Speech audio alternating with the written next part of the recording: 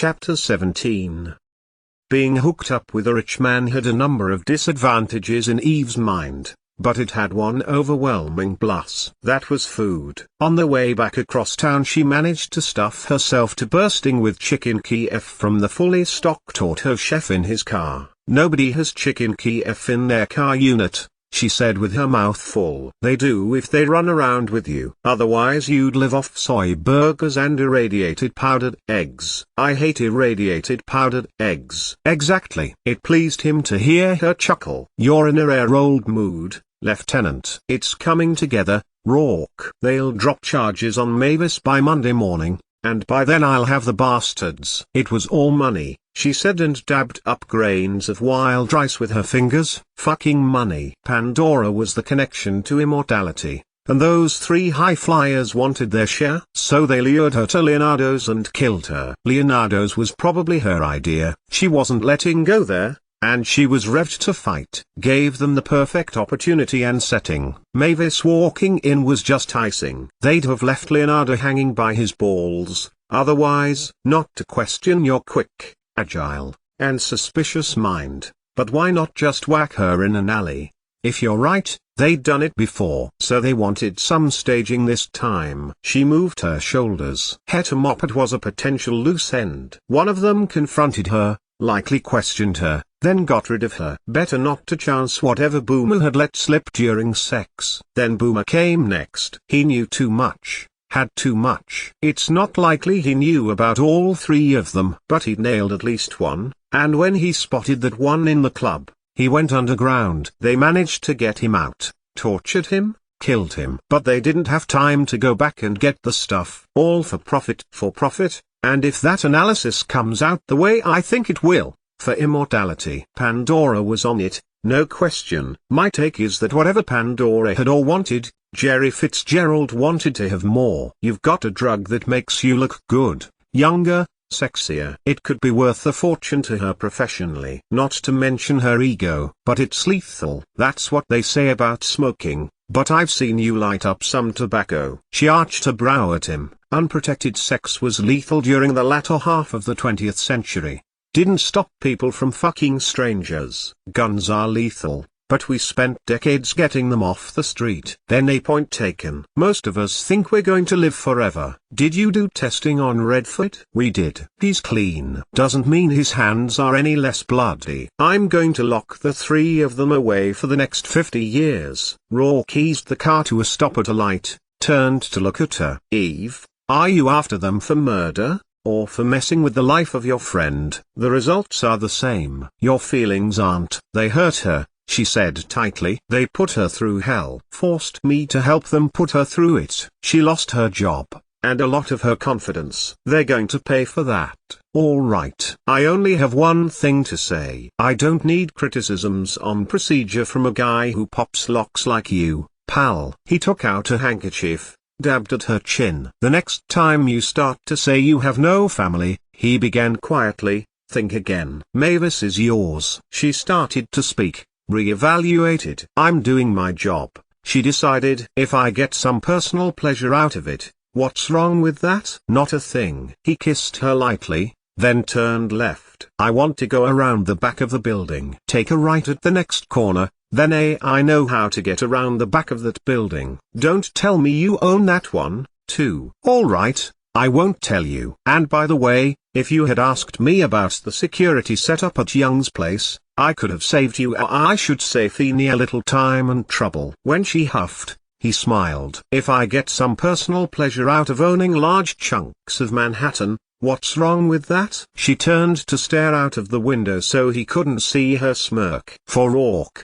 it seemed, there would always be a table at the most exclusive restaurant, front row seats at the current hit play, and a convenient parking place on the street. He glided in and killed the engine. "You don't, I trust, expect me to wait here." "What I expect doesn't usually hold water with you." "Come on, but try to remember you're a civilian." "I'm not." "That's something I never forget." He code-locked the car. It was a good neighborhood, but the car was worth an easy 6 months' rent in even the most exclusive of units in the building. "Darling, before we shift into the official mode, what do you have on under that dress? A device designed to drive men wild. It's working. I don't believe I've ever seen your butt move quite that way. It's a cop's butt now, Ace, so watch it. I am. He smiled, gave it a nice solid smack. Believe me. Good evening, Peabody. Rourke. Her face bland, as if she hadn't heard a word. Peabody stepped out from the shrubbery. Dallas. Any sign of Eve went into a defensive crouch as the shrubbery rustled, then swore as Casto came out grinning. God damn it, Peabody. Now, don't blame Dee Dee. I was with her when your call came in. She wouldn't have been able to shake me. Interdepartmental cooperation, Eve. Still smiling, he extended a hand. Rourke, a pleasure to meet you. Jake Casto. Illegals. So I gathered. Rourke's brow cocked as he noted Casto take in the black satin that slithered over Eve's body. In the manner of men or unfriendly male dogs, Rourke showed his teeth. Nice dress, Eve. You mentioned something about taking a sample to the lab. Do you always listen in on another cop's transmissions? Well, a broken bar. He stroked his chin. The call came through at a particular moment. You see, I'd have had to be deaf not to catch it. He sobered. You figure you got Jerry Fitzgerald with a dose of immortality? We'll have to wait for the analysis. She shifted her attention to Peabody. Is Young in there? That's confirmed. A check with security shows him coming in about 1900. He hasn't been out since. Unless he took the back way. No, sir. Peabody allowed herself a small smile. I called his A-Link when I arrived, and he answered. I apologized for the wrong contact. He's seen you. Peabody shook her head. Men like that don't remember underlings. He didn't make me, and there's been no movement in this area since my arrival at 2338. She gestured over, up. His lights are on. So we wait. Casto, you could make yourself useful and stake out the front entrance. He flashed a grin. Trying to get rid of me? Her eyes lit in response. Yep, we could get technical. As primary on the Moppet, Johansson, Pandora, and Roe homicides, I have full authority on coordinating investigations. Therefore you're a tough woman, Eve. He sighed, shrugged, sent Peabody a wink. Keep a light burning for me, Dee Dee. I'm sorry, Lieutenant. Peabody began formally when Casto moved off. He overheard the transmission. As there was no way to prevent him from coming to the scene on his own, it seemed more productive to enlist his aid. It doesn't seem to be a problem. When her communicator beeped, she shifted aside. Dallas. She listened a moment, lips curving, then nodded. Thanks. She started to slip the unit into her pocket, then remembered she didn't have a pocket, and dropped it into her bag. Fitzgerald's sprung, own recognizance. Not surprising she'd get over a little tussle at a fashion party. If the lab results fall, Peabody said. If we wait on that. She glanced at Rourke. This could be a long night. You don't have to hang. Peabody and Casto can drop me when we're done. I like long nights. A moment of your time, Lieutenant. With a firm hand on her arm, Rourke led her a few paces away. You didn't mention you had an admirer in Illegals. She ran a hand through her hair. Didn't I? The kind of admirer who'd like to nibble his way up your extremities. That's an interesting way of putting it. Look, he and Peabody are an item at the moment. That doesn't stop him from licking his chops over you. She gave a quick snorting laugh, then catching the look in Rourke's eye, she sobered and cleared her throat. He's harmless. I don't think so. Come on, Rourke, it's just one of those little testosterone games you guys play. His eyes were still gleaming and caused something to jitter, not unpleasantly, in her stomach. You're not, like, jealous? Yes. It was demeaning to admit it, but he was a man who did what had to be done. Really? The jittery feeling turned into a nice warm spread of pleasure. Well, thanks. There was no point in sighing, certainly no point in giving her a quick shake. Instead, he dipped his hands in his pockets and inclined his head. You're welcome. Eve, we're going to be married in a few days. The jittering started again, big time. Yeah? If he keeps looking at you like that, I'm going to have to hurt him. She smiled, patted his cheek. Down, boy. Before she could do more than chuckle, he'd snagged her wrist, leaned in close. You belong to me. Her eyes fired, her teeth bared. The show of temper had him relaxing immediately. It goes both ways, darling, but in case you haven't noticed, it seems only fair to tell you, I'm very territorial over what's mine. He kissed her snarling mouth. I do love you, Eve. Ridiculously. It's ridiculous, all right. To settle her temper, she tried a long, slow breath. Look, not that I figure you deserve any explanation, but I'm not interested in Casto, or anybody else. And, as it happens, Peabody's gone over him. So just shut down your thrusters. Done. Now, would you like me to go back to the car and get some coffee? She angled her head. Is that a cheap bribe to smooth this over? I'll remind you that my blend of coffee isn't cheap. Peabody takes hers light. Hold it. She grabbed his arm, tugged him back toward the bushes. Wait for it, Eve murmured as a car shot down the street. It squealed to a halt, did a fast vertical to squeeze into a top-level parking spot. Impatient maneuvering knocked bumpers. A woman in shimmering silver strode down the ramp to the sidewalk. There's our girl, Eve said quietly. She didn't waste any time. You called it, Lieutenant? Peabody commented. Looks like. Now why would a woman who has recently gone through an uncomfortable, inconvenient, and potentially embarrassing situation, run straight to a man she's just broken up with, accused of cheating, and who popped her in the face? All in public. Sadomasochistic tendencies, Rourke suggested. I don't think so, Eve said, appreciating him. It's S&M all right, but it stands for sex and money. And looky here, Peabody, our heroine knows the back way in. With one careless glance over her shoulder, Jerry headed straight for the maintenance entrance, keyed in a code, and disappeared inside. I'd say she's done that before. Rourke laid a hand on Eve's shoulder. Is that enough to break their alibi? It's a damn good start. Reaching in her bag, she took out surveillance goggles. She strapped them on, adjusting the power as she focused on Justin Young's windows. Can't see him,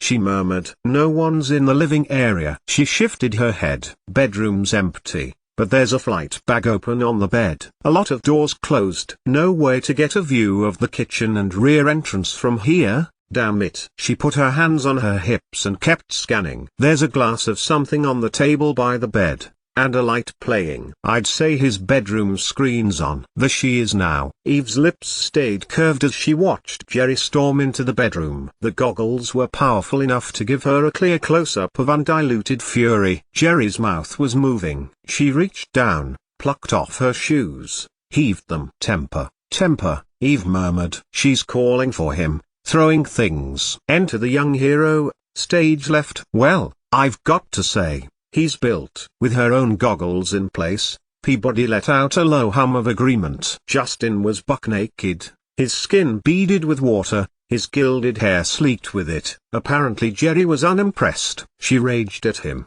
shoved while he held up his hands, shook his head. The argument grew heated, dramatic, Eve mused, with lots of arm gestures, tossing heads. Then it changed tones abruptly. Justin was tearing off Jerry's $10,000 silver gown as they fell on the bed. Or, isn't that sweet, Peabody? They're making up. Rourke tapped Eve's shoulder. I don't suppose you have another pair of them, pervert. But since it seemed only fair, she tugged the goggles off, handed them to him. You may be called as a witness. How?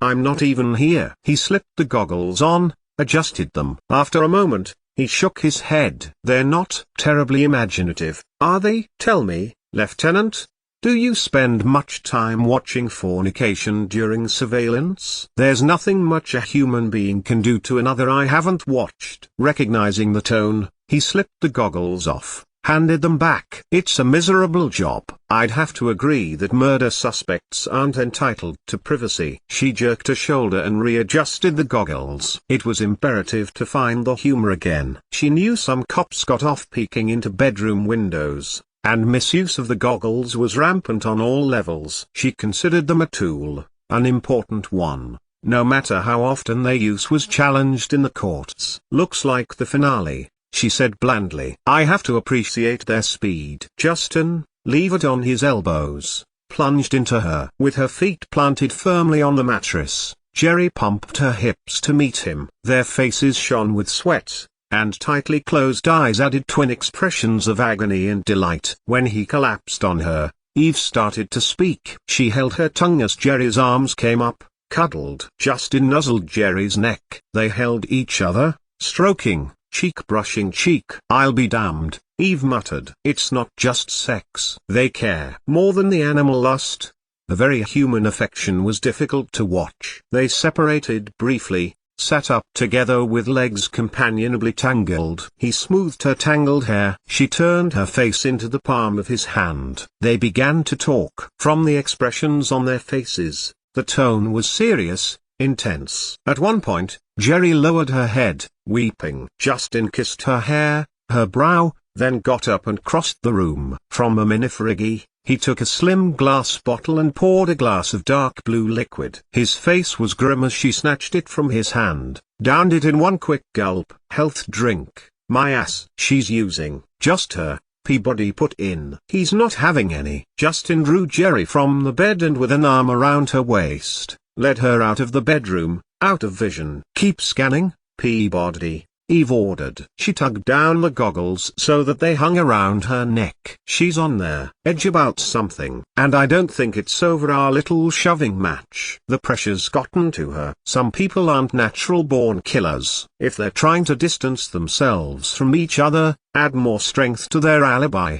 It was risky for her to come here tonight. Eve nodded as she looked at Rourke. She needed him. Addictions come in all forms. As her communicator signaled, Eve reached into her bag. "Dallas, rush, rush, rush. Dickie, give me good news." "An interesting mix, Lieutenant. Other than a few additions to take it to liquid, add pretty color, and a mildly fruity taste, you've got yourself a match. All the elements from the powder previously analyzed are in there, including nectar from the Immortal blossom. It is, however, a less potent mix, and when ingested by mouth, that's all I need. Transmit full report to my office unit. Stat, copy Whitney, Casto, and the prosecutor. Want me to tie a nice red bow around it, too?"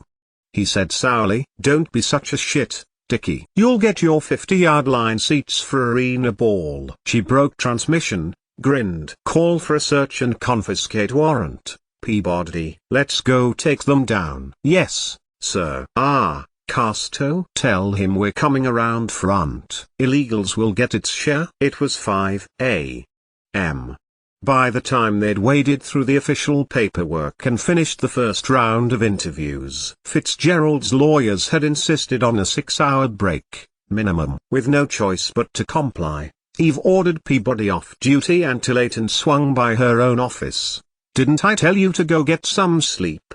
she asked when she saw Rourke kicked back at her desk. "I had some work." Frowning, she glanced at the monitor on her desk unit. The intricate blueprints had her hissing. "This is police property. Tampering with police property can get you 18 months under home security. Would you hold off on the arrest? I'm nearly finished." East Wing view, all levels. "I'm not kidding, Rourke. You can't use my A-link for personal business.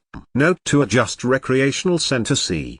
Square footage insufficient. Transmit all memos and amended dimensions, CFD architectural and design, Freestar 1 office. Save to disk, and disengage." He slipped the disk out, tucked it into his pocket. "You were saying?" "This unit is programmed for my voice print." "Just how did you get it operational?" He only smiled. "Really, Eve?" "All right, don't tell me. I don't want to know. Anyway, couldn't you have done this at home?" "Certainly. But then I wouldn't have had the pleasure of taking you home and making you get a few hours sleep." He rose. "Which is what I'm about to do now. I'm going to catch a nap in the lounge." "No. You were going to sit here combing through evidence and doing probability scans until your eyes fell out." She could have denied it. It wasn't very hard to lie under most circumstances. "I just have a couple of things I want to put into order." He tilted his head. "Where's Peabody?" "I sent her home." "And the inestimable Casto?" Recognizing the trap,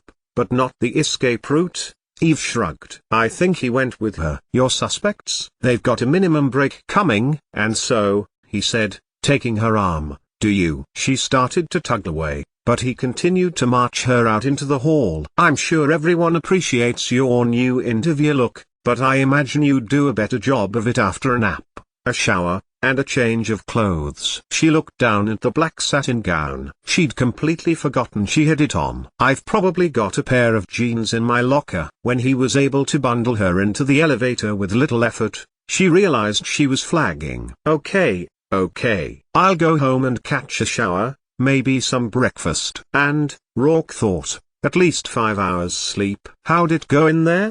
She blinked, shook herself alert. "Not too much progress. Didn't expect it on the first round. They're sticking tight to their original story and claiming the drug was planted. We've got enough for an enforced drug test on Fitzgerald. Her lawyers are making a lot of noise over it, but we'll get it." She yawned hugely. "We'll use that to finesse data out of her. If not an outright confession, we'll triple team them on the next round." Rourke led her out the breezeway to the visitors' lot where he'd parked. She was walking, he noted, with the intense care of a woman deeply drunk. "They won't stand a chance," he said as they approached his car. "Rourke, disengage locks." He opened the door, all but folded her into the passenger seat. "We'll shift off." Castor's a good interviewer. Her head lolled back on the seat. "Gotta give him that. Peabody's got potential. She's tenacious. We'll keep the three of them in separate rooms. Keep changing interviewers on them. I'm betting on Young to fall first." Rourke eased out of the lot,